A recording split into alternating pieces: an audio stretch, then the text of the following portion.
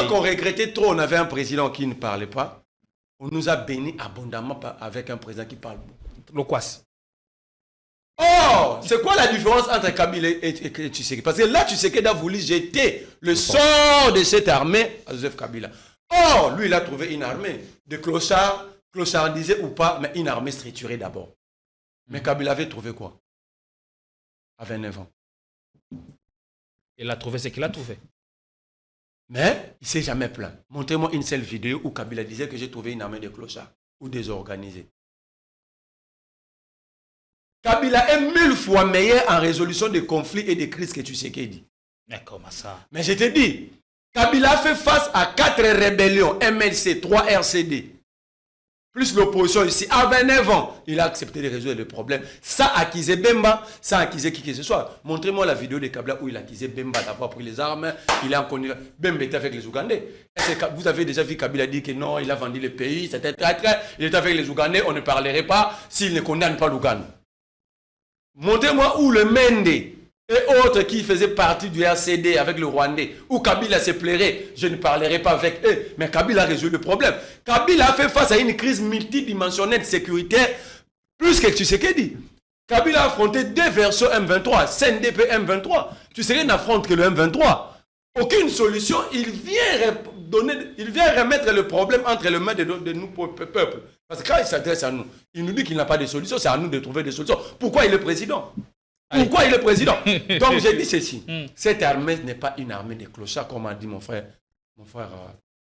Anthony. Parce que si c'était une armée de clochards, avec les velléités expansionnistes qui guettent le Congo allait déjà subir une balkanisation. À un moment donné, là je rejoins cher vous qui dit, quand on est chef, il y a des choses qu'on ne sait pas dire. Il faut l'avaler entre vous. Entre guillemets, même si ça s'avérait vrai. On ne peut pas dire, par exemple, parce que des fois, les choses que nous allons dire sont aussi les mêmes qu'on entend chez le président de la République. Il dit, il a trouvé une armée structurée, cette armée structurée, parce que même dans son discours, vous allez entendre, il a dit, j'ai trouvé une armée de clochards, cette armée à qui on ne remettait aucune ration, qui partait au front avec pas de munitions, et puis après, pardon, cette armée, je me réfère à son discours, et puis après, cette armée a quand même fait des miracles, c'est lui-même qui le dit. On a demandé à l'armée de faire des miracles, et il a réussi à faire des miracles. Ce qui veut dire, donc, cette armée qui est clochardisée... Qu'est-ce qui a changé? J'y arrive. Pendant ce temps, cette armée qui est clochardisée, qui avait fait des miracles? Ces miracles-là, parce qu'il y a quelque chose qu'on est en train d'ignorer. Cette guerre, on l'a subie depuis 30 ans. Mais en même temps, depuis ces 30 années-là, aucune ville de la RDC a été officiellement étrangère. Ça veut donc dire que ces militaires-là se battent. On ne peut pas négliger ces efforts. Donc pendant 30 ans, ces militaires ont toujours su défendre la nation. On a toujours nos kilomètres au carré parce qu'on ne peut pas dire, bon, même s'il y a l'agression, on ne peut pas dire qu'une ville, elle est partie, elle est devenue X, Y chose. Donc cette armée qui est clochardisée, là, entre guillemets, a su protéger la RDC pendant 30 ans. Et donc, il incombe au président de la République, quand il se rend compte que cette armée est clochardisée, entre guillemets, de prendre les mesures, justement, pour qu'à sa sortie médiatique, qu'il nous montre, d'ailleurs même, il n'a même pas besoin de dire, ce sont des choses qu'on va constater. C'est-à-dire, on va se rendre compte que cette armée-là a quitté d'un point A à un point B, et donc on se rend compte qu'il y a une certaine amélioration. Confort, classe, luxe, à la fois moderne et vintage, un mix de sensations qui vous offre des expériences personnalisées, uniques et inoubliables. Désirez-vous entrer dans une autre galaxie? Alors bienvenue à Joua Palace. Nous vous proposons 2 appartements spacieux offrant un salon convivial, une cuisine moderne et 3 chambres élégantes pour un quotidien serein, 2 salles de bain raffinées pour votre confort et votre bien-être. Pour vos linges, notre buanderie professionnelle est mise à votre disposition. Une sécurité 24 heures sur 24 sous une lumière permanente grâce à notre générateur de grande capacité, loin de coupures intempestives d'électricité. Joua Palace vous offre également la connexion Internet haut débit, un système de mobilité intégré grâce à notre charroi automobile de première classe. Où croyez-vous être? Vous êtes à Kinshasa et nous sommes Joua Palace, situé au numéro 7 avenue Kassai, quartier GB, commune de Ngaliema, à 3 minutes de boulevard du 30 juin, près de Minot-Congo. Voulez-vous faire l'expérience? Contactez-nous au +243 81 60 33 128. N'attendez plus, faites de Djoua Palace votre nouveau chez vous.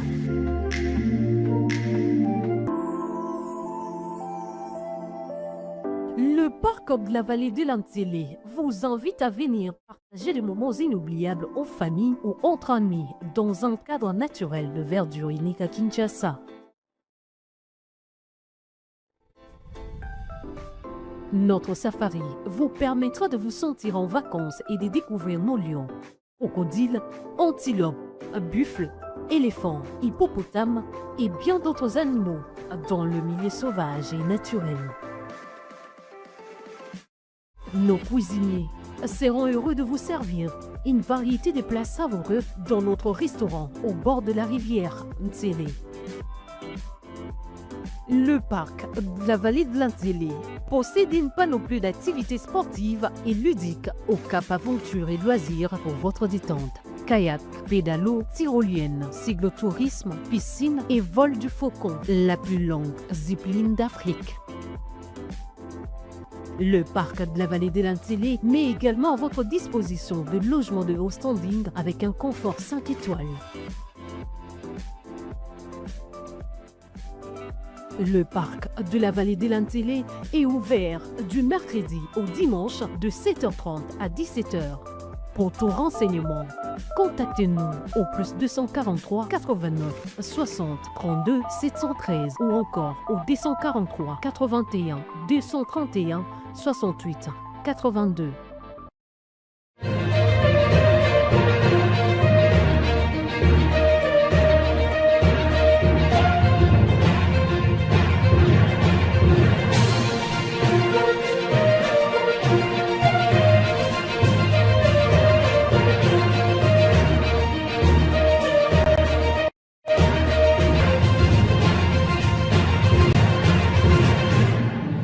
Mesdames et messieurs, nous sommes très contents et heureux de vous retrouver.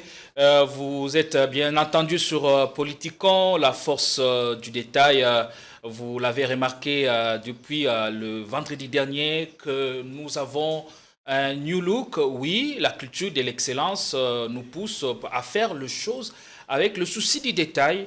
C'est ainsi que nous avons tout cassé pour recommencer, renaître, pour dire mieux. Et donc, comptez avec nous pour ce tout dernier virage pour 2025.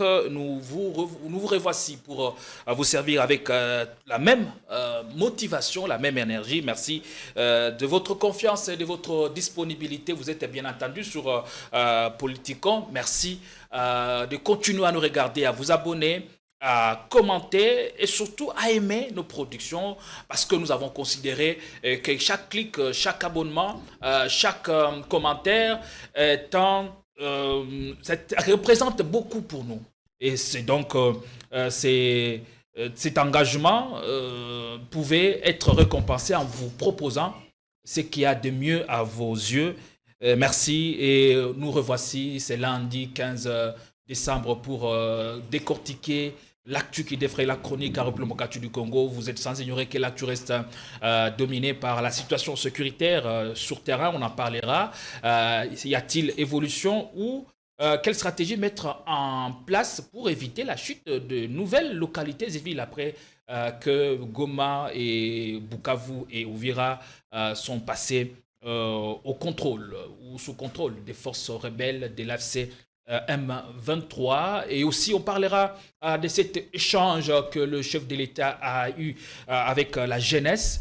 Beaucoup de choses ont été dites. Nous allons revenir avec en prenant à côté de cet échange, de cette rencontre importantissime avec la jeunesse qui a eu à dire un certain nombre de choses. Aussi le mérite que le chef de l'État reconnaît à la ministre de la jeunesse, Grace Coutinho. Oui, ça fait débat et ça suscite parfois l'adhésion et la défection dans divers cas. Merci de nous rejoindre. Et pour en parler, on a sur ce plateau Marley Vouvou qui nous rejoint après son court séjour dans le Haut-Katanga. Merci. Comment allez-vous?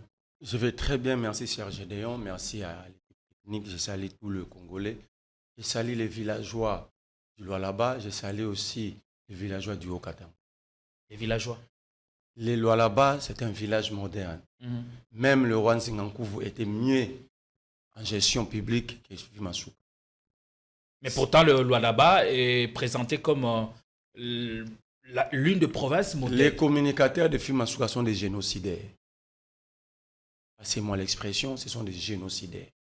Tous nous avons besoin d'argent, tous nous avons besoin de survie, mais pas en vendant nos âmes, pas au détriment des milliers d'âmes, pas parce que, comment pouvez-vous dire que le Lualaba s'est développé sans électricité, sans l'eau?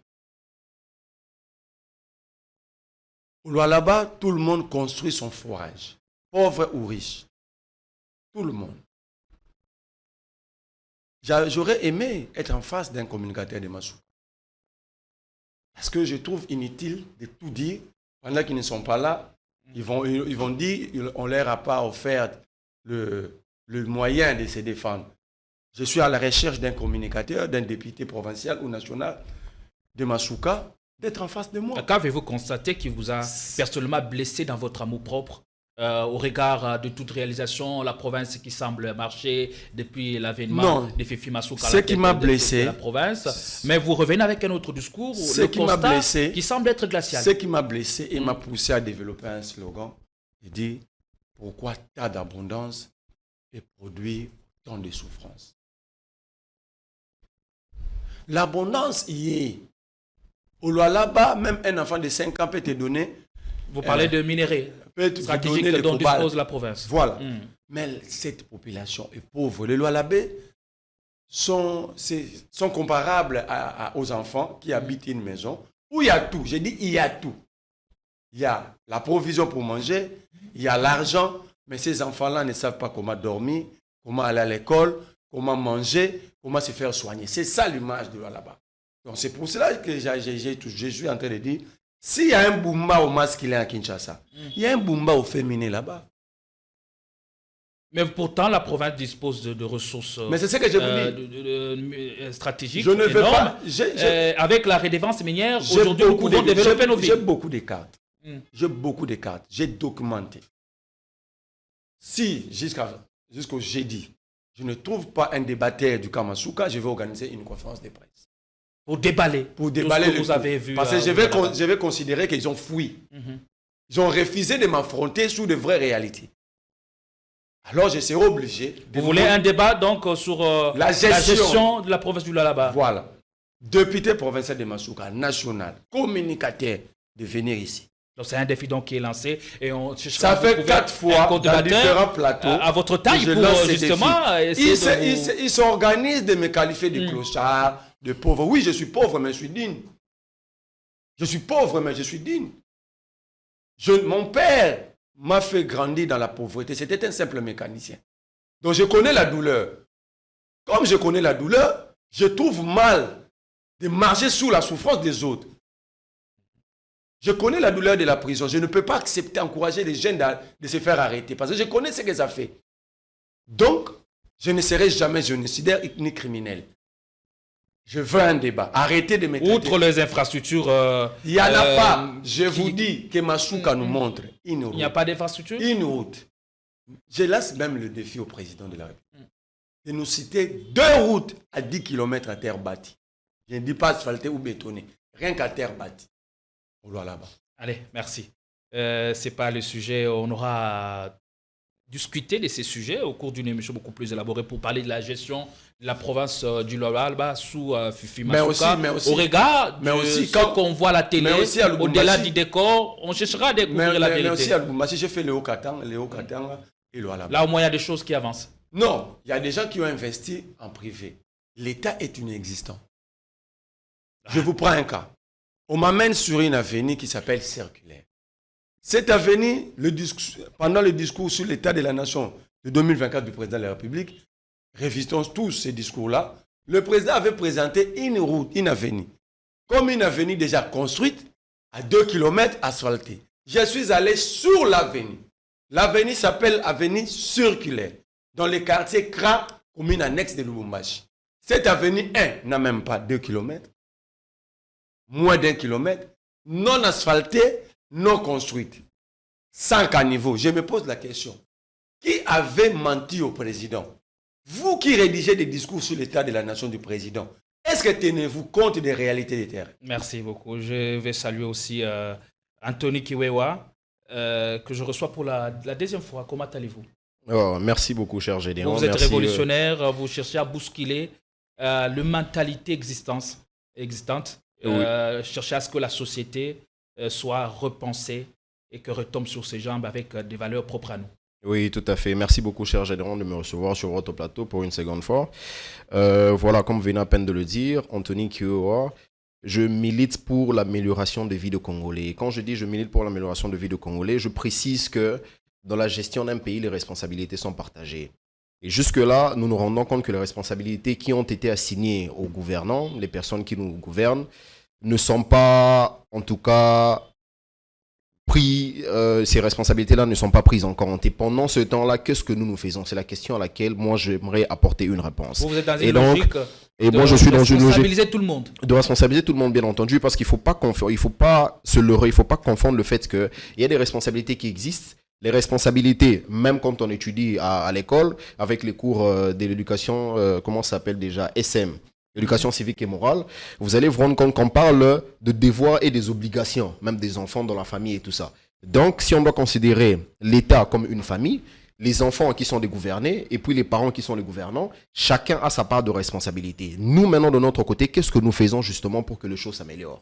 C'est là que je suis pour militer en fait que nous prenions nos responsabilités face aux choses qui nous concernent et qui nous tourmentent tous les jours. Vous êtes donc en politique? On ne peut pas être apolitique parce que vous connaissez cet adage qui dit si vous ne vous occupez pas de la politique va s'occuper donc vous vous de vous. intéressez du moins à la politique. Bien sûr, il faut s'intéresser à la politique. Parce que non, vous n'êtes pas d'une quelconque obédience politique. Non, aucune obédience. Par contre, nous sommes de la structure, la cellule nationale du suivi de l'action gouvernementale. Ça veut donc dire qu'il y a des actions gouvernementales qui sont annoncées, qui sont menées. Et nous, ce que nous faisons comme travail, c'est de s'assurer que ces actions-là vont bon train. Et qu'est-ce que nous faisons pendant ces temps? Nous nous assurons. Là où ça ne va pas, on ne parle et on prend les actions par rapport à ça. Et donc, la responsabilité, elle est partagée, comme je le disais au départ. Et nous nous assurons à ce que nos responsabilités soient aussi prises en compte pour que le pays aille de l'avant, pour que ce pays-ci, nous le laissions aux générations futures et que ces générations futures aussi puissent en profiter. Marley, vous tout à l'heure parlé de l'état d'infrastructure dans la province du Lualaba. Ce cas est presque le même dans toutes les provinces du pays. Dans toutes les 26 provinces, parlant de la sécurité, des infrastructures, quelle est la responsabilité, par exemple, du gouvernant ou des gouvernés? Nous sommes dans une situation où nous aimerons assez que les choses aillent de l'avant. C'est-à-dire, toute personne a besoin de se retrouver, d'avoir de quoi se loger, de quoi se vêtir, de quoi se faire soigner et voilà tous les besoins sociaux. En termes d'infrastructure, la responsabilité incombe au gouvernement de s'assurer que les infrastructures sont établies. Pour répondre à votre question, qu'est-ce que nous faisons dans ce cas-là? Nous nous rendons compte, par exemple, prenons le cas de la ville de Kinshasa, nous nous rendons compte que la circulation, elle pose de problèmes. Parce que nous n'arrivons pas à nous déplacer d'un point A à un point B, et ça nous pose de problèmes. Il y a notamment le problème des embouteillages, il y a même aussi le problème de routes aussi qui font défaut. En cet instant-là, qu'est-ce que nous faisons justement pour contraindre le gouvernement à apporter des solutions? C'est pourquoi l'autre fois quand j'étais sur votre plateau, je vous ai dit, vous allez remarquer, même aujourd'hui nous sommes le 15 décembre, j'avais appris qu'il y avait une marche qui avait été annoncée. Ces marches-là, vous vous rendez compte qu'il n'y a jamais eu des marches qui sont menées pour que les problèmes qui affectent directement les citoyens soient traités. Pour parler des problèmes des infrastructures ou des problèmes d'électricité, moi j'irai plus loin, ou bien même le problème d'eau. Pourquoi nous ne faisons pas, nous en tant que peuple, pourquoi nous ne nous lèvons pas aussi un jour nous disant nous allons faire une marche pour protester contre la qualité des routes ou bien contre la qualité d'électricité ou bien contre la qualité d'eau potable en République démocratique du Congo. Et quand nous ferons ce marche-là justement pour mettre la pression sur le gouvernement, nous apporterons aussi des propositions. Notre devoir aussi, comme on disait des États-Unis, Kennedy, ça c'est la parole qui a toujours été, qui est en vogue. Il ne faut pas demander aux États-Unis qu'est-ce que les États-Unis ont fait pour vous, qu'est-ce que vous faites pour les États-Unis. C'est-à-dire, quand nous nous plaignons de quelque chose, nous apportons aussi les propositions par rapport à ça. Et maintenant, c'est que je plains. Et vos propositions et c'est que je plains, c'est là où je m'aboutis. Pression sur les autorités par des marches, par des actions de terrain, le pousser à agir au mieux de leur capacité pour donner des réponses concrètes aux problèmes de la population? Dans un premier temps et dans un 50 ans aussi, il ne faut pas seulement que le gouvernement se dise nous allons par exemple faire une route qui quitte de magasin jusqu'à la gare centrale. Alors que là où la population se déplace beaucoup plus, ou là où la population a besoin de beaucoup plus de choses, dans ces coins et recoins, l'attention gouvernementale n'a vraiment pas d'importance. Vous allez vous rendre compte que ici, quand il y a des actions qui sont annoncées, on ne se concentre que sur le centre-ville. Or, les personnes qui vivent, je ne vais pas appeler ça des coins reculés, les personnes qui vivent loin du centre-ville ont aussi besoin de la même qualité de routes qu'il y a à Gombe, qui doit aussi se passer aussi, je dirais, Angéli Saint-Thérèse, qui doit aussi se passer aussi à Kisanso, qui doit se passer aussi à Bumbu. On ne peut pas nous dire que quand il y a une bonne qualité de route juste sur le boulevard du 30 juin, que voilà, les infrastructures en République démocratique du Congo sont bonnes. Et c'est là justement que nous nous militions pour que ces attentions soient portées sur une beaucoup plus, je dirais, une plus grande envergure justement pour que les actions soient présentes. Allez, on ouvre le débat. Marley Vouvou, on a assisté à un week-end mouvementé, intense. Le chef de l'État a bien jugé défendable d'avoir un échange direct avec la jeunesse, au cours duquel beaucoup de choses ont été dites. Et elle a profité d'ailleurs de cet échange pour saluer le travail énorme Kaba, la ministre de la Jeunesse, Grace Coutinho. Mais une phrase qui choque, qui suscite adhésion et défection, c'est quand le chef de l'État parle qu'il a hérité d'une armée des clochards. Question directe et première question. Quel message le chef de l'État voudrait-il envoyer en parlant d'une armée des clochards dont il a hérité? Je vais répondre à votre question, je crois, à 2 ou 3 étapes, mais permettez-moi de rencontrer mon frère sur le plateau. Anthony. Les peuples au jour d'aujourd'hui, par rapport à la structure mise en place, structure fiscale du Congo, le peuple n'a pas de responsabilité. Oui, la responsabilité peut-être de faire pression, étant que contributeur dans la caisse de l'État. Mais la responsabilité n'est pas partagée. On est dirigé par des irresponsables plutôt. Parce que vouloir ou pas, tout citoyen congolais paye la taxe. Mais comment vous pouvez ne pas reconnaître la responsabilité de la population? Parce qu'on a toujours dit chaque peuple mérite ses dirigeants. Mais c'est ça que la responsabilité des Congolais, c'est lorsque les Congolais refusent d'aller dans le contrôle citoyen, refusent de maintenir une pression sur ses dirigeants. Mais du côté fiscalité, le peuple s'acquitte. Parce que les taxes sont directes comme indirectes. Par exemple, la TVA, c'est beau de millions de dollars. Tout le monde, femme maraîchère comme bureaucrate, paye la TVA. Tout le monde. Vous achetez un chassé biscuit de 500 francs, il y a le 16%. Donc déjà, sur ce point, les Congolais sont disciplinés. Parce que nous achetons chaque jour. Et tout le monde. La question maintenant, ou la responsabilité de la population, c'est que lorsque vous payez, mais vous ne voulez pas suivre l'utilisation de ce que vous contribuez. C'est là où il y a le problème. Moi, j'ai appelé à 3 marches. La mentalité aussi de la population, la maturité populaire pose aussi problème. Moi, j'ai organisé des marches. Mes gens, mon groupe, ont été arrêtés à Bandal. Nous avons été gazés à Tchangou. Mais c'était quoi le mobile? Réclamer l'électricité, réclamer l'eau, réclamer l'emploi, réclamer la mobilité. Parce que la mobilité, la circulation fait partie des moteurs de développement. Quand vous circulez avec difficulté, vous prenez du retard pour arriver dans le lieu de travail, c'est-à-dire que vous produisez moins. Un travail qui devait être fait pendant 16 heures, mais vous travaillez pendant 8 heures à cause des embouteillages. Donc tout ça, ça impacte sur l'économie, sur plusieurs choses.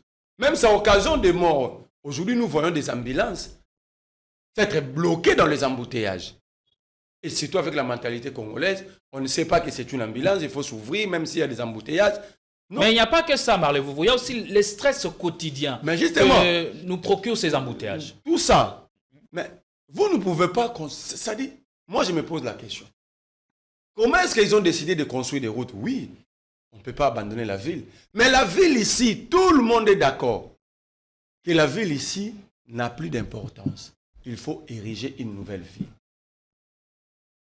Parce que la ville a 965 km², mais quand vous prenez la ville habitée, elle ne représente même pas 20%. Ça veut dire qu'une grande partie de la ville est vide. Alors que le 20 millions ou le 21 millions vivent dans la précarité. Parce qu'aujourd'hui, la chaleur que nous vivons à Kinshasa, ce n'est pas dit simplement des règlements climatiques.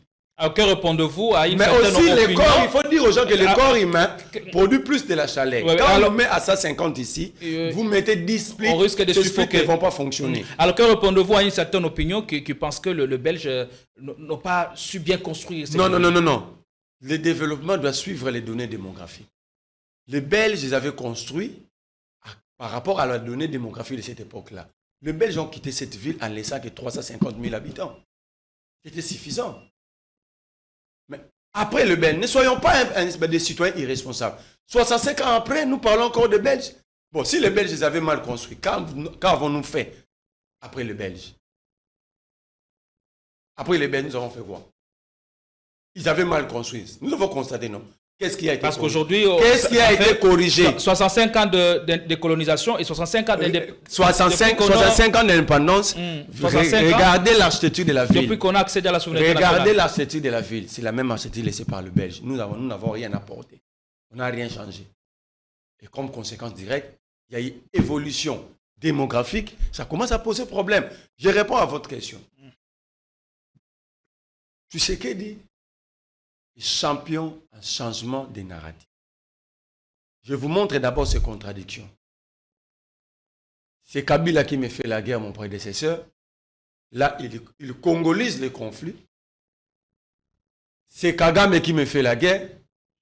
Il régionalise le conflit. J'avais trouvé une armée structurée, nous sommes en 2020, structurée, organisée, 8e en Afrique. J'ai trouvé une armée de clochards. Tu sais qu'il vous dit une chose à 8 heures, sous le même sujet, il vous dit autre chose à 12 heures. Tu sais qu'il jouit d'une instabilité narrative. Parce qu'un chef, le parole du chef doit être sacré parce que sa personne, elle est sacrée. Lorsque le chef dit des choses lorsque le chef s'est contredit lui-même, parce que lorsqu'il dit qu'il a trouvé une armée structurée, organisée, personne ne l'avait demandé. Suivez l'émission, ce n'était même pas la question. C'était quoi le constat à l'époque? C'est quoi le constat aujourd'hui? Et puis l'armée, c'est une marmite thésèse. Il y a des mots qu'on peut dresser à l'armée. Parce que on discute avec celui qui a la parole, celui qui a la parole. L'armée, c'est la grande muette. L'armée n'a pas de parole. Donc, ils ne savent pas comment répondre. Donc, le président a fait le choix de discuter avec de Mioué. Donc, c'est un choix délibéré. Mais il est le commandant suprême des forces Non, armées. mais comment appelle-t-on le commandant suprême d'une armée de clochards? Si le commandant suprême gère une armée de clochards, on l'appelle comment?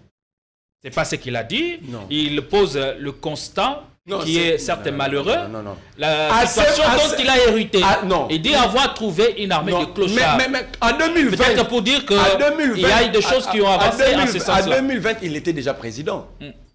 Il avait fait le constat qu'il avait hérité d'une armée structurée. Une année après, c'est être au pouvoir. C'est le même président pendant ces 2 mandats. 2 constats, 2 mandats. Les 2 constats sont-ils opposés l'un à l'autre? Très opposés. Mais il dit aujourd'hui un militaire gagne $500. L'armée est graduelle. Est-ce que c'est le dernier qui a $500 ou c'est le premier? Parce qu'il nous balance simplement $500. Est-ce que c'est pour le lieutenant, le major, l'adjudant? C'est ça le mensonge mal cousu. Parce qu'on doit dire, quand on parle de l'armée, on dit le dernier de l'armée à $500. Le dernier gradé. Des derniers de l'armée à $500. Directement, on sait faire le calcul sur combien gagne un général. Mais quand le président nous dit, aujourd'hui, les militaires touchent $500. Donc, il prend les généraux, les colonels full, les colonels, les lieutenants-colonels, tous, ils ont $500 alors. Et c'est quoi le dernier mois où un militaire congolais a touché $500? Peut-être lui, il vit dans des bureaux climatisés. Quand il sort, il est dans des cortèges, on l'ouvre les routes, les voies pour partir. Nous qui vivons avec ces militaires, où est-ce qu'ils touchent ces $500? Moi qui vis à Liguala, je suis à proximité du camp Kokolo. Qui est ce militaire qui a $500? Ça, c'est une insulte à l'armée. Et ce n'est pas la première fois que le président insulte notre armée. Il en a fait à plusieurs étapes. Un, quand il dit notre armée est composée que des infiltrés et traîtres. Ça, c'est une insulte. Une armée qui venait à peine de défaire une rébellion, le M23 avec Mamadou Nda. Dans les circonstances que nous connaissons. Il n'y a pas de circonstances. L'armée s'était battue, vous venez de projeter l'image ici. Ne soyons pas la mémoire collective du Congo. Ne déconstruisons pas notre histoire. C'est Mamadou Ndalala a donné sa vie pour ce pays. C'est Baouma a donné sa vie pour ce pays. Ils sont mal à l'aise dans leur tombe quand nous disons qu'ils n'avaient pas défait le M23. Mais le président Tshisekedi d'aujourd'hui ne fait pas mine d'ignorer ces détails. Il est dit dans son speech avec la jeunesse que cette armée des clochards, il lui a été demandé de faire des miracles, mais il a aussi reçu des miracles. Ok. L'armée des clochards avait défait le M23. L'armée créée par miracle, parce que Tshisekedi croit au miracle, c'est pourquoi il est chaque dimanche chez Philadelphie. Pourquoi on nous prend des cités? Pourquoi les rebelles avancent? Lui qui a... Parce qu'il voulait... En fait, il voulait dire, j'ai réussi à réformer l'armée. Ça, c'était notre père des marches. Non, c'est ce qu'il a voulu dire. J'avais trouvé une armée de clochards, j'ai opéré des miracles, j'ai réformé l'armée. C'était ça le message. C'était ça le message. Qu'il voulait faire passer. Voilà, face aux jeunes. Mais ces jeunes-là, heureusement, c'était une jeunesse créée dans des pâtisseries de l'Union sacrée. Comment ça, Marley Foufou? C'est une jeunesse parce que cette Union sacrée n'est composée que des pâtissiers capables de créer une jeunesse à eux. Les jeunes qui a pris parole, qui dit qu'il s'était un infortuné, il est sorti d'une famille sans griffes, alors que c'était un habitué des couloirs de la présidence de la République. Il a même des photos avec la première dame. Des conseillers. Comment le président peut tomber si bas comme ça? C'est pourquoi j'ai dit que Kabila doit arriver. Donc il n'est pas arrivé là par hasard. Non, tu sais qu'il savait. C'est quelque chose d'organisé. C'est pourquoi moi, vous, mon frère Anthony, nous ne pouvons jamais être invités. On ne peut jamais être invité. On ne t'invitera jamais là-bas. Ces jeunes qui mentent à la nation. Donc tu sais qu'il démontre à la jeunesse comment mentir à la République. Il prend parole devant le père de la nation. Mais il a quand même dit au chef de l'État. Il parle de la situation que rencontrent les jeunes. Quand on tourne un film, ce ne sont pas les réalités que nous vivons chez nous. On donne l'impression d'être vrai, non? C'était une mise en scène. Mais c'est justement. Mais les jeunes ont dit Abima la famille sans griffe. Mais n'engani n'a pas photo na ba conseiller président, ba directeur à cabinet, ba maman Denise. Comment? Qu'on nous explique. Donc le président, tu sais qu'il dit le peu de dignité qui lui reste, il doit démissionner. Allez, il a manqué respect. Le président nous a manqué respect. Je l'ai dit avec beaucoup d'amertume que le président ne pouvait pas atteindre ces niveaux. Il a voulu être en face de la jeunesse, il devait être en face d'une vraie jeunesse. Pas une jeunesse créée dans le pâtisserie au niveau de la présidence de la République. Venir faire... Parce que quand vous parlez des questions de la jeunesse, le Congo a 120 millions d'habitants. 70% de cette population n'est composée que de jeunes. Alors, il faut être en face de vraies jeunesses pour débattre de vraies questions. Mais faire de tels montages. Et le président dit, cette fille-là qui n'a jamais été à l'école est la meilleure de tout le ministre. On reviendra, on y reviendra. Non, je chute par là. On y reviendra. Si Grâce Coutinho est la meilleure, ça démontre le niveau de la vision qu'a fait le président de la République. On va y revenir, merci. Soufflez un peu. Anthony Kiwewa, hier, on a suivi le chef de l'État qui disait installer son Kiji à Goma avant de se rebuffer quelques mois après, qui n'a pas besoin d'aller habiter à Goma pour agir. Aussi, il a dit qu'il va créer plus de 6 millions d'emplois. Avant de dire que l'État ne fournit pas d'emploi aux jeunes. Encore celui qui, aujourd'hui, parle d'une armée de clochards. En 2019, ce n'est pas ce qu'il disait. Il parlait d'une armée structurée qu'il a héritée de son prédécesseur, Joseph Kabila. Question directe, Anthony Kiwewa. Que révèle tout ceci? Est-ce que ce sont de contradictions inouïes, flagrantes, ou de changements de dynamique tout simplement? Merci beaucoup, cher Gédéon. Avant que je ne réponde aux questions, j'aimerais rechuter par rapport à ce que mon co-débatteur, cher vous, il a dit. Les responsabilités, moi je maintiens. Les responsabilités, elles sont partagées. Je maintiens. C'est vrai en disant que les responsabilités, elles sont partagées. Vous avez parlé par exemple de la TVA. La TVA, bien entendu, vous avez pris une thématique peut-être qui, bien entendu, de ce côté-là, ne fait pas partie de la responsabilité de citoyens. Parce que quand on paye les TVA, je m'achète mon téléphone, je m'achète du pain, j'achète, je sais pas moi, ceci. Il y a la TVA qui est perçue et puis après, son utilisation. Bien entendu, l'utilisation incombe à l'État pour faire ça. Mais il y a d'autres domaines dans lesquels les responsabilités nous reviennent à nous. Je vous donne un petit exemple. Vous allez circuler dans la ville de Kinshasa, vous entendrez des gens vous dire « Ah, il n'y a pas d'habitude les amants, ça là déjà, t'as 2 mois courant. Il n'y a pas du courant qui vient dans ce coin-là. » Mais en même temps, ces mêmes personnes, même 2 mois dehors se peut. On peut même voir, il y a des 6 mois, il n'y a pas du courant, il n'y a pas d'eau. Chez moi, ça fait 3 mois. 3 mois, d'accord. L'eau ne coule pas, l'électricité enfin, il n'y a pas d'électricité non plus. Mais en même temps, dans ces familles-là, il y a les factures qui viennent tous les mois. Dites-moi, moi je vous pose maintenant la question, pourquoi vous payez ces factures? Moi, je ne paye pas. Tant mieux. Alors, c'est pourquoi justement je suis en train de dire, la responsabilité à ce niveau-là n'incombe pas à Tshisekedi de venir nous dire quoi faire. Parce que il y a une contrepartie entre les règles établies par l'État et la population. C'est-à-dire, les règles disent que quand il y a un service qui est donné, il faut que vous payiez ce service. Le service dit que nous allons recevoir l'électricité, nous aurons de l'eau potable. Cette eau, cette électricité n'est pas venue. Pourquoi on paye lorsque la facture vient? Là, c'est la responsabilité de... Comment la population doit jouer sa partition mais justement, quand elle cherche à... Ça, ce n'est qu'un exemple. Ça, ce n'est qu'un exemple. Elle est massacrée. Ça, je comprends, j'y arrive. Ça, ce n'est qu'un exemple. J'y arrive, ça, ce n'est qu'un exemple. Comment doit-elle jouer J'y arrive, ça, ce n'est qu'un exemple. Prenons ce qui vient de se passer récemment ici, l'affaire de contrôle technique. On sait tous comment ça s'est passé. On paye l'argent, on vous brandit une petite facture ou un petit document, vous collez sur la vitre, sur le pare-brise de votre voiture, et puis après vous circulez. Mais quand vous savez déjà que votre voiture ne va dans aucun garage, pourquoi vous donnez cet argent? C'est ça la question à un moment donné à laquelle il faut que nous répondions. Pourquoi vous donnez cet argent? Je suis d'accord, il y a d'autres choses où les responsables... Par exemple, on ne peut pas dire que la responsabilité incombe à la population de protéger la RDC, c'est les militaires qui doivent le faire. Moi, je ne sais pas manier une arme.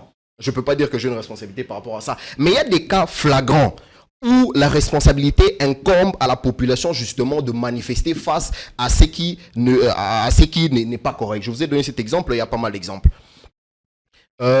Alors, pour revenir à votre question par rapport au discours du président de la République à la rencontre de jeunes, déjà vous avez fait mention du fait qu'avant il avait dit qu'il habitera à Goma et puis il s'est dédié pour dire qu'il n'ira plus. L'emploi, il va créer de l'emploi et puis après, c'est pas à l'État de créer de l'emploi, l'armée de clochards.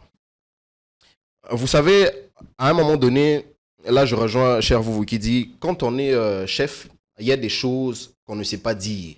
Il faut l'avaler entre vous. Entre guillemets, même si ça s'avérait vrai. On ne peut pas dire par exemple, parce que deux fois, les choses que nous allons dire sont aussi le même qu'on entend chez le président de la République. Il dit qu'il a trouvé une armée structurée, cette armée structurée, parce que même dans son discours, vous allez entendre, il a dit « J'ai trouvé une armée de clochards, cette armée à qui on ne remettait aucune ration, qui partait au front avec pas de munitions, et puis après, pardon, cette armée, je me réfère à son discours, et puis après, cette armée a quand même fait des miracles, c'est lui-même qui le dit. On a demandé à l'armée de faire des miracles, et il a réussi à faire des miracles. Ce qui veut dire, donc, cette armée qui est clochardisée... Qu'est-ce qui a changé? J'y arrive. Pendant ce temps, cette armée qui est clochardisée, qui avait fait des miracles, ces miracles-là, parce qu'il y a quelque chose qu'on est en train d'ignorer. Cette guerre, on l'a subie depuis 30 ans.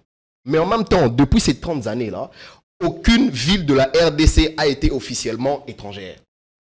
Ça veut donc dire que ces militaires-là se battent. On peut pas négliger ces efforts. Donc pendant 30 ans, ces militaires ont toujours su défendre la nation. On a toujours nos kilomètres au carré parce qu'on ne peut pas dire, bon, même s'il y a l'agression, on ne peut pas dire qu'une ville, elle est partie, elle est devenue X, Y chose. Donc cette armée qui est clochardisée, là, entre guillemets, a su protéger la RDC pendant 30 ans. Et donc, il incombe au président de la République, quand il se rend compte que cette armée est clochardisée, entre guillemets, de prendre les mesures, justement, pour qu'à sa sortie médiatique, qu'il nous montre, d'ailleurs même, il n'a même pas besoin de dire, ce sont des choses qu'on va constater. C'est-à-dire, on va se rendre compte que cette armée-là a quitté d'un point A à un point B, Et donc, on se rend compte qu'il y a une certaine amélioration. Il ne peut pas dire ça. Ça, c'est la première des choses. La deuxième... S'il ne peut pas le dire, oui. Mais pourquoi le dire maintenant, dans le contexte actuel? Et quel effet aurait ce discours sur le militaire dans le contexte politico-sécuritaire et même socio-économique tendu? C'est ce que je suis en train de dire justement. Parce que ce discours-là, il vient au point où nous avons des problèmes à l'est de la RDC, où il y a des problèmes qui se passent à Ouvir en ce moment. Donc dire que cette armée, elle est clochardisée, donc c'est comme si on était en train d'affaiblir les épaules parce que cette armée, il est le commandant suprême. Donc, ce qu'il dit a un impact direct sur la population, sur l'armée, sur les ministres, sur toutes ces personnes-là. Donc, les mots du président de la République doivent être de mots encourageants, justement, pour que cette armée fasse son travail, qui est celui de protéger le pays. Ça, c'est la première des choses. La deuxième, par rapport aux contradictions, le président dit quelque chose, il vient dire quelque chose. Ma question est, ce sont des contradictions ou des dynamiques, des changements de dynamique, tout simplement? Le changement de dynamique aurait été correct si, par exemple, dans un premier temps, à la prise de pouvoir, il dit j'ai trouvé une armée non, je dis dans un premier temps à la prise de pouvoir, s'il avait par exemple dit j'ai trouvé à ma venue de pouvoir, j'ai trouvé une armée de clochards, et qu'en ce moment si il sort, il fait une sortie médiatique, en ce moment l'armée elle est structurée, ça aurait un sens. Mais dire d'un côté que voilà l'État va faire en sorte qu'il y ait 6 millions d'emplois, et puis après dire que ce n'est pas à l'État de donner de l'emploi, donc c'est comme si à un moment donné, on ne savait pas ce qu'on était en train de dire. À quel moment a-t-il dit vrai ou a-t-il dit faux? C'est ça la question, justement. C'est ça la question. Donc, le fait de dire faut ouvrir, on ne sait plus maintenant à quelle parole faire confiance. Je vous donne un exemple. Vous arrivez, vous prenez un monsieur qui épouse une femme qui avait déjà un enfant. En épousant cette femme qui avait déjà un enfant, le monsieur faisait des éloges. Comme quoi, voilà, en tout cas, cette femme-là, elle a des enfants éduqués. En tout cas, je suis très content d'épouser cette femme-là. Et puis à un moment donné, il arrive des petites altercations. Le même monsieur dit, en tout cas cet enfant-là d'ailleurs, il est très très mal éduqué. Hein. Ça en tout cas, c'est l'éducation de son père avant. Mais quand vous étiez en train d'épouser cette femme-là, vous savez que cet enfant-là n'était pas le vôtre. Vous l'avez accepté, vous l'avez adopté, et donc l'éducation qui va suivre, la responsabilité vous incombe. Parce qu'en ce moment, cette armée-là justement, qui a été clochardisée, là, l'armée qu'il a trouvée, on suppose que c'est l'armée qui avait été laissée par Kabila qui a été clochardisée. Vous comprenez? Alors, dans un premier temps, on dit que cette armée, d'abord, elle était structurée. On faisait des éloges à Kabila pour dire qu'il a laissé l'armée structurée. Et maintenant, après sa sortie médiatique, je pense que c'était en Belgique, où il disait que la FCM 23, c'est Kabila. Vous allez vous rendre compte que toutes les sorties médiatiques après sont en train de dénigrer le gouvernement passé. Ça veut donc dire qu'en ce moment-là, c'est comme s'il y a un problème qui est né et on est en train de sulter l'enfant qu'on avait accepté avant. Parce que le même président avait aussi tenu un discours, je pense que c'était à l'Imité, où il disait, en tout cas, Kabila, on peut tout dire de lui, mais après, lui, en tout cas, il doit être considéré à l'UDPS maintenant comme un partenaire. Et puis après, on dit que ce même Kabila, qui devait être considéré comme un partenaire, est celui qui soutient la FCM 23, l'insurrection, celui qui veut faire l'insurrection. À un moment donné, maintenant, la question qui doit être posée au président de la République, à quelle parole il faut faire confiance? Maintenant, vous êtes revenu plus d'une fois, avant que vous ne repreniez la parole. Vous parlez de l'armée qui a été clochardisée. Tout à fait. Mais il y a lieu de relever toute la nuance, et même la différence. Que je sache, il y a un écart énorme, une différence énorme entre une armée de clochards et une armée clochardisée. Quand on parle d'une armée de clochards, on parle de toute la chaîne. On part du commandement au recrutement. Et là, c'est tout l'ensemble du corps qui est concerné. Mais quand on parle d'une armée clochardisée, peut-être on ne se limite qu'à l'organisation structurelle. Quelle est la différence à relever par rapport à ça? Parce que vous êtes revenu plus d'une fois en parlant de l'armée clochardisée, alors que le mot du chef de l'État était j'ai trouvé une armée des clochards. C'est-à-dire des gens sans éthique, sans valeur, sans formation. Et là, je me dis, il parlait de tout l'ensemble du corps et même du niveau de ceux qui étaient recrutés. Oui, merci, mais ça c'est juste, je dirais, c'est un jeu de mots, parce que quand on dit une armée clochardisée, c'est un jeu de mots, vous le pensez? Oui, je le pense justement, parce que quand on dit une armée clochardisée, mais cette armée, elle doit être clochardisée parce qu'elle est composée de personnes qui sont des clochards. C'est dans ce sens-là, c'est juste ça. Donc on dit, parce que clochard c'est un nom, clochardisé c'est juste comment ça s'appelle? Toute la nuance change quand on Je comprends. Une maison, une salle une salle qui est comprise des personnes folles. Donc, il y a lingala, lobby par exemple, Oui. Ndako ya bazoba. Nandako ya buzoba. Est-ce la même chose dans l'entendement? Mais je vous réponds. Ndako ya bazoba, nandako ya buzoba. Dans l'entendement. Mais vous connaissez ce qu'on dit deux fois? Le royaume, quand une personne, quand celui qui travaille dans un cirque, il entre dans un royaume, le royaume là, qu'est-ce qu'il devient? Il devient un cirque. Donc en fait, quand on dit de quelque chose, on qualifie quelque chose d'une certaine façon, c'est les personnes qui font en sorte que cette chose-là prenne ce qualificatif. C'est juste ça. Donc on ne peut pas dire, parce qu'on avait dit armée de clochards, clochardisé, il y a une différence. Non, mais quand on dit qu'une personne, elle est folle, c'est justement parce qu'il y a la folie en elle. C'est tout. Une armée clochardisée est comprise des personnes qui sont des clochards. C'est tout. On ne peut pas jouer le baba ndakuana eza bazoba ndakuana eza buzoba mais bazoba nani bossa la buzoba. Non, il y a la nuance. Hein? C'est laquelle? Ndakwa buzoba. Oui. On peut y amener tout le monde. Voilà. Il y a toutes les pratiques. Je suis d'accord. Je suis d'accord. Ndakwa bazoba peut-être. Je suis d'accord. La manière dont le genre se comporte. Je suis d'accord. Je vous donne un exemple. L'asile de fous, n'est-ce pas? Pourquoi on appelle ça l'asile de fous? Parce que c'est une maison, pardon, c'est un lieu qui est compris de fous. Si on nous prend, nous ici qui sommes sur ce plateau, on va habiter dans un asile de fous. Vous pensez qu'on va toujours appeler ça asile de fous? Votre réaction par rapport à ça? Vous partagez son point de vue quant à cette nuance qui est censée être relevée? Moi, mon avis reste. Je ne veux pas jouer avec le jeu des mots. Le président, ce n'est pas la première fois. Le président nous avait dit d'attaquer Kigali, d'atteindre Kigali à partir de Goma. Avant de se rebuffer. Après, il dit, je n'ai jamais eu des attitudes belliqueuses vis-à-vis de nos voisins du Rwanda. Le président ne sait pas en fait ce qu'il fait. Quand je prends la parole du président de Grace Coutinho, je comprends qu'il n'y a pas une vision. Parce que le président... on parlera de Grace Coutinho. Gardez votre mal à patience. Je n'approfondis pas. Lorsqu'on suit le président, comment réagirait l'armée ou le membre du corps dont il est question? Ce que le président a dit sur l'armée, si moi je le disais maintenant là, ma maison va se transformer à un QG de la DEMIA ou de l'état-major de l'armée. Apparemment, nous ne sommes plus égaux devant la loi.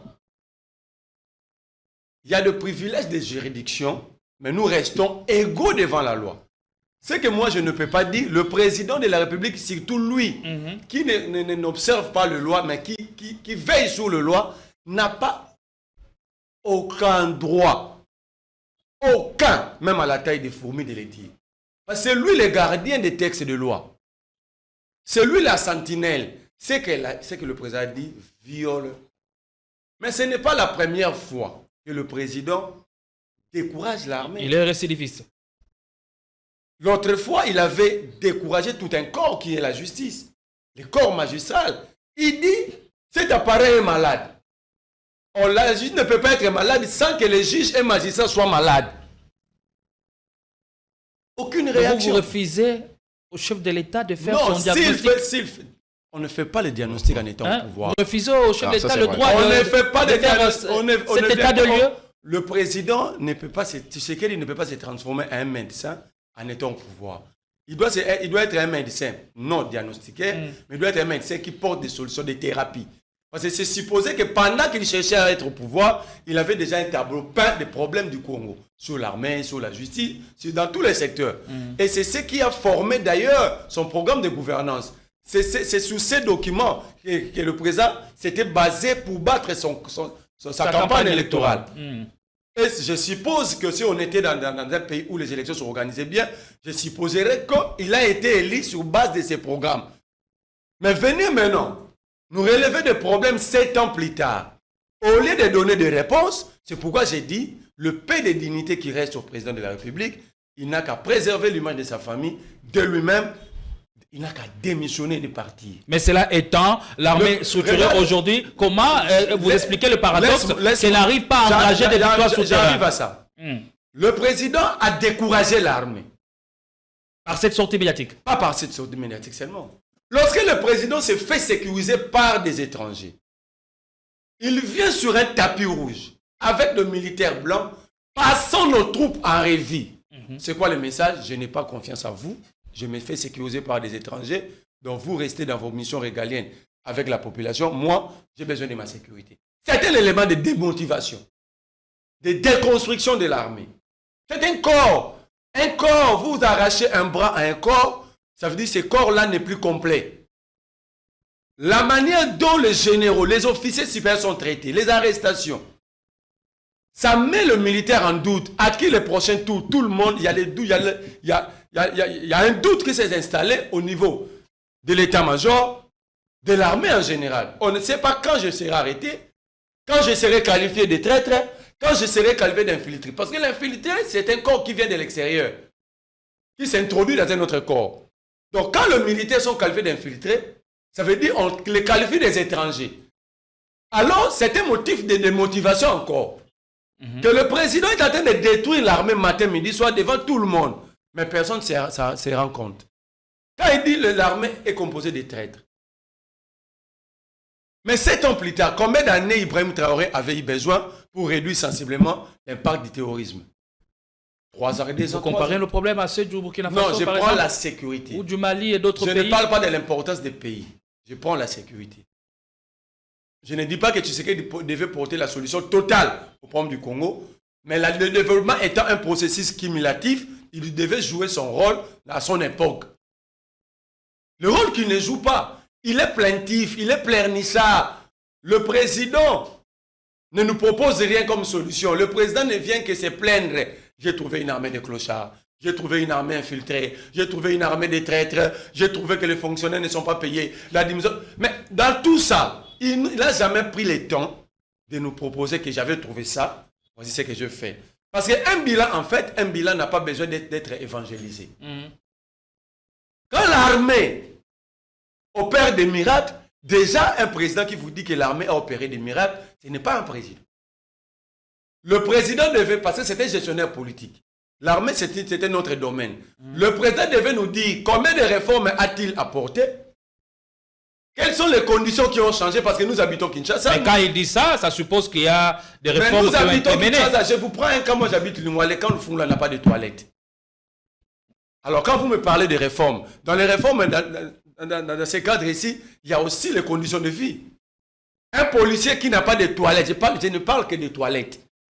Ceux qui habitent les camps de Fungula, mes voisins de Lingouala, nous suivent. Mais il dit avoir changé la Il a changé quoi? Et les conditions de ces militaires le plus grand, et de leurs dépendants. Bano bayi bagaliboso ya kankokolo bayi ba téléphone bana ba soda. Si réellement le président avait changé. Avez-vous le? Mais je vous dis, la preuve de ce que vous dites. téléphone bazonga na rataka. Vous avez identifié Kazamana Soda. Mais attends, à côté d'un camp. On n'accède pas dans un camp militaire comme si on était sur un boulevard. Ok? Il a accédé parce qu'ils ont reconnu que c'est leur enfant. Okay? Et moi, la victime, je suis venu pour entrer aussi, suivre les volets. On m'avait empêché d'entrer. Dit, il faut montrer la carte. Pendant que j'ai sorti la carte, vous pensez que le voleur allait rester là? Vous comprenez? S'il a changé la vie de militaire, ce n'est pas à lui de le dire simplement. On allait voir. Prenons que le clochardisme, c'est lorsque les militaires qui montent dans des terrasses. Mais ils le font jusqu'aujourd'hui. Ils le font. Mettez-vous sous les arbres ici à Kinshasa. Vous allez voir des blessés de guerre. Ceux qui font le cirage ici sont les enfants des militaires. Donc le président, si ce n'était pas sur un plateau de télé, j'allais dire que le président a menti. Mais ce n'est ni mon éducation, je ne peux pas le dire. S'il y a des choses entre-temps qui... Alors le président le dit... Mais comment sur terrain on n'arrive pas à observer... Je suis maintenant là. Le président le dit... Ou le niveau de cette armée... Moi j'ai comme... même de mettre à mal... J'ai comme l'impression tellement qu'on regrettait trop, on avait un président qui ne parlait pas. On nous a bénis abondamment avec un président qui parle beaucoup. Le Kouas.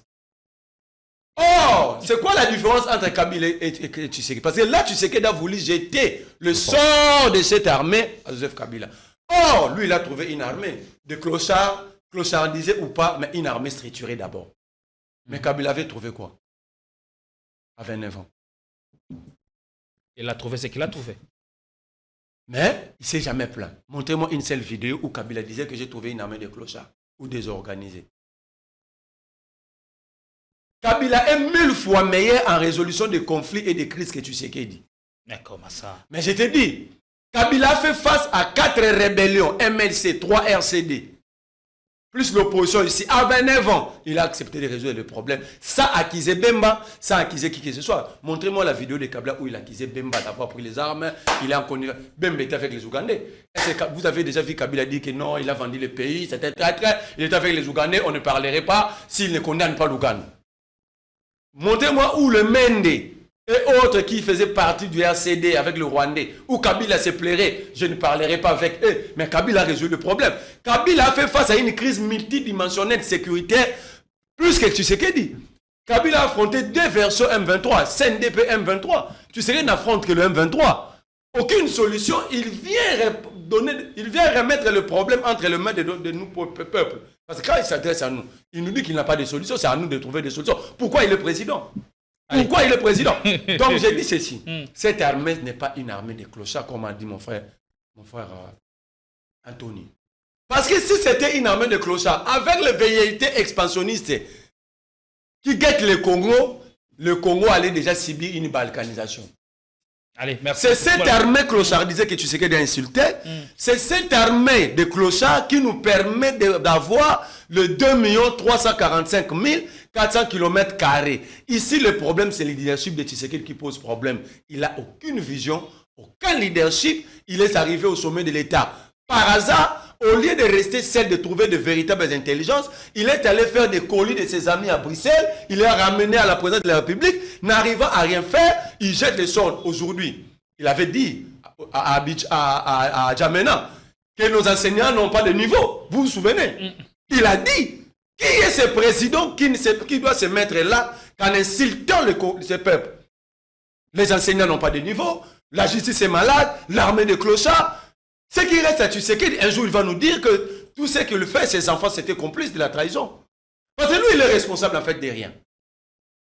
On lui pose la question pourquoi le barrage de Katene n'est pas construit. Oh, les chefs coutumiers nous ont abandonnés, on nous avait envoyé des abeilles.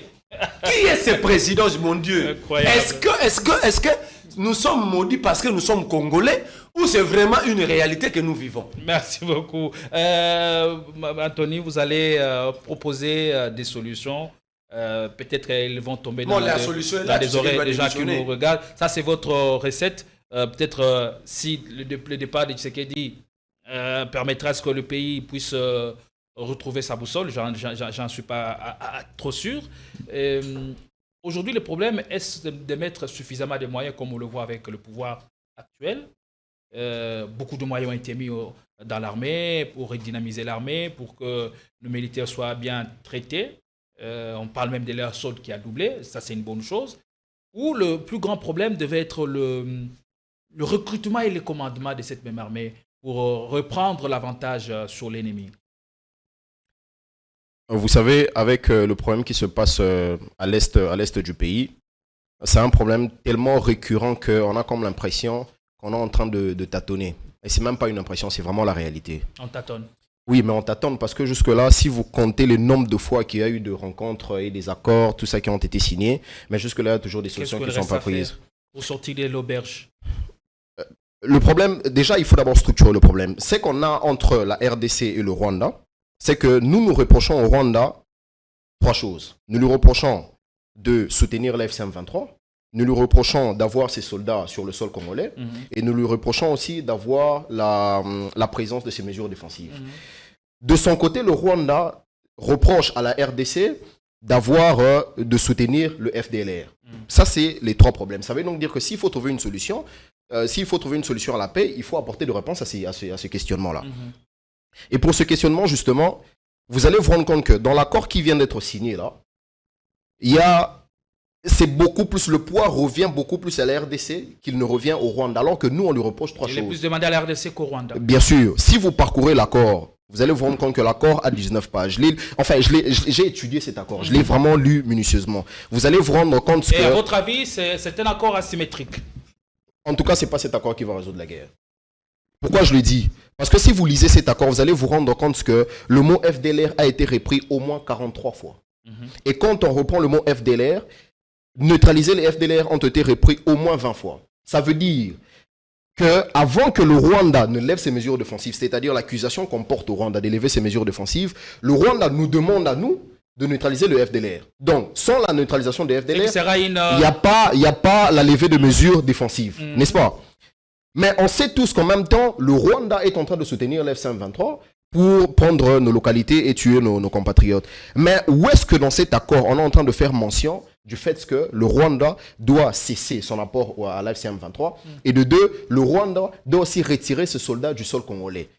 C'est la raison pour laquelle, si vous lisez la résolution 2773 du Conseil de sécurité des Nations Unies, vous allez vous rendre compte que ça a été dit noir sur blanc, que le Rwanda doit cesser son soutien à la FCM23 et doit retirer ses soldats du sol congolais. Et plus loin, je pense, dans le point 5, plus loin dans le point 5, on est en train de dire la RDC et le Rwanda doivent poursuivre des mesures diplomatiques pour arriver au conflit. Ça veut donc dire que les mesures diplomatiques qui devaient être mises en place devraient reprendre ce que le Conseil de sécurité des Nations Unies émettait comme problème. Mais ça n'a pas été émis ici. Et qu'est-ce que vous voulez? Ça, c'est la première des choses. Mais qu'est-ce qu'on a fêté ici à Kinshasa? C'est ça le problème quelquefois on a en République démocratique du Congo. Je pense que à un moment donné, il faut que, avant que nous ne fassions quelque chose, que chacun de son côté voie un peu ce qui est en train de se passer et se fasse une idée. Parce que si on se réfère toujours à ce que les gens qui nous demandent d'applaudir le chef de l'État quand il revient parce qu'il vient de signer cet accord, donc c'est comme si on nous demande de ne pas lire cet accord et de nous soumettre seulement à ce qu'ils sont en train de dire. Cet accord, c'est pas ce qui va résoudre la guerre. Mais il y a Kaikwamba qui a rappelé l'ONU, Kaikwamba, la ministre des Affaires étrangères, qui dit que depuis 9 mois, ce Conseil n'a posé aucun acte concret pour faire appliquer sa propre résolution, ni pour assumer pleinement sa mission. Il n'y a eu que des appels et des mises en garde sans la moindre action. Et ce n'est pas le seul appel d'ailleurs. Il y a aussi, j'ai vu sur la page de l'ambassade des États-Unis qui dit l'ambassade des États-Unis est en train de condamner l'agression rwandaise, c'est-à-dire les hostilités qui se passent à Uvira. Elle a bien raison d'interpeller le Conseil de l'ONU. En fait, c'est que le problème ici, elle n'a pas raison. Pourquoi elle n'a pas raison? Parce que le Conseil des Nations Unies ne fera que parler et puis la mise en place de ces choses-là incombe aux parties prenantes. Si vous lisez cet accord, on fait mention de la résolution 2773. Je l'ai vu nulle part. Oui. Je l'ai vu nulle part. Mais ça arrive en dernier ressort, presque vers la fin. Ça n'a pas d'importance dans l'accord. Justement, écoutez, si elle doit intervenir après. Cher Gédéon, si vous lisez l'accord économique conclu avec les États-Unis, vous allez comprendre que la charge de résoudre cette crise incombe aux Américains. Alors même pas ça, cher. Quand vous lisez l'accord économique, je parle bien de l'accord. Oui, l'accord économique, bien sûr. Les États-Unis ont leurs intérêts. En fait, ils ne vont pas le faire. Parce que quand vous suivez maintenant Boulos, l'envoyé spécial de Donald Trump dans la sous-région, dit l'armée congolaise, lorsque vous continuez de garder des personnalités militaires sanctionnées par l'administration américaine dans l'administration militaire ici, c'est difficile pour l'administration américaine d'intervenir. Si vous lisez, j'allais dire, il y a un point ici, si vous lisez quelque part, vous allez vous rendre compte qu'il est dit, il y a un conseil permanent de surveillance qui est compris, le comité qui est compris de l'Union africaine, du Qatar et des États-Unis. Le comité conjoint de surveillance. Le comité conjoint de surveillance. Il est compris de ces trois-là, l'Union africaine, le Qatar et les États-Unis. Et quelque part dans cet accord, il est écrit noir sur blanc. Les partis siégeant au comité de surveillance n'ont aucune obligation de faire appliquer ce qui est dit dans cet accord. Donc, les responsabilités incombent à l'État.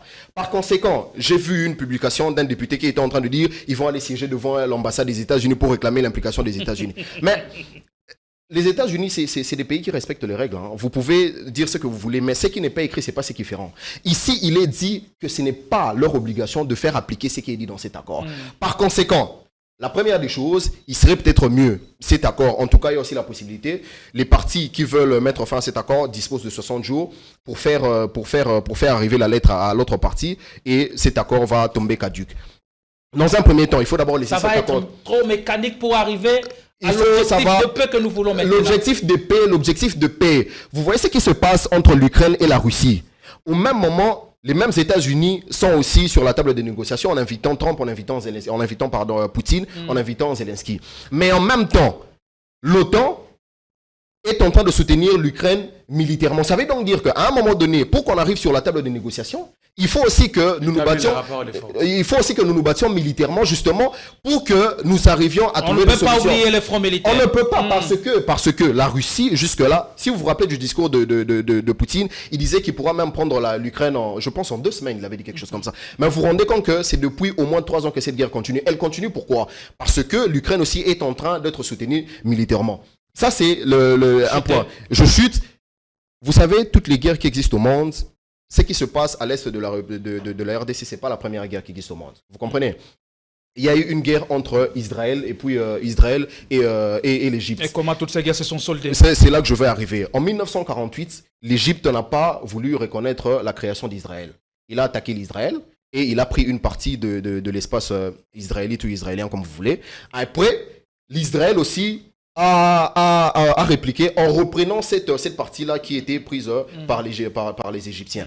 Le président Jimmy Carter, en 1978, appelle les 2 nations, représentées justement par leur président, et il leur fait asseoir pour signer un traité de paix. Et ce traité de paix s'appelait l'espace contre la paix. Donc, on a remis l'espace qui revenait à l'Égypte, et puis après, le traité de paix a été signé, et jusqu'à présent, il n'y a pas des hostilités. Ça veut donc dire qu'à un moment donné, avant de négocier, il faut que le rapport de force aussi soit à un même niveau. Jusque-là, le rapport de force sur terrain, parce que jusque-là, nous nous rendons compte que l'avancée de l'FCM 23 est en train de nous faire subir beaucoup plus de problèmes. Et si nous ne répliquons pas, militairement parlant aussi, on risque d'être obligé de négocier, et quand on sera obligé de négocier avec cet FCM 23, ce sera aussi selon les termes de celui qui est plus fort sur le terrain. Et ça, c'est la chose qu'il faut vraiment éviter à tout prix. Merci beaucoup. On va chuter. Vous avez 1 minute 30, s'il vous plaît, pour conclure. On parle quand même de la mention spéciale à la ministre de la Jeunesse, Grace Coutinho, à qui le président de la République a jeté des fleurs.